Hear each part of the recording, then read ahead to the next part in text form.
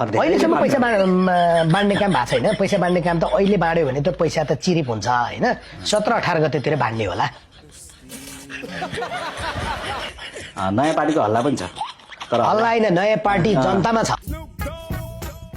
जनतामा छ कि छैन त हामी 21 गते बुझौँ ल। तपाईँहरू कार्यकर्तामा हुनुहुन्छ, नयाँ पार्टी जनतामा छ। जनतामा छ कि कार्यकर्ताको बिचमा कहाँ छ त्यो 21 गते चाहिँ प्रमाणित हुन्छ। तर यसपटक तपाईँका नेताहरू कागती निचरे जस्तो भएर बस्नु भएको छ। उहाँहरूको प्रधानमन्त्रीको उम्मेदवार जुन ठाउँमा गयो त्यहाँ मान्छे चाहिँ थाम्न नसक्ने छ। मान्छे मात्र हेर्ने हो नि त, मान्छेले पनि भोट हाल्ने। तपाईँहरूका त पितृले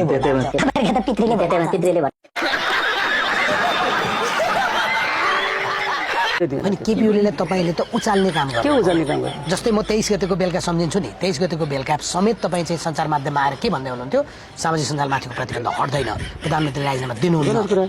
तपाईँ जसरी प्रश्न भइरहनु भएको थियो, त्यो पहिलो वाक्य सच्चै हेर्नु, तपाईँले आफ्नो खोज्या प्रतिबन्ध हट्दैन भने होइन तपाईँले किन भनेको भने आएन।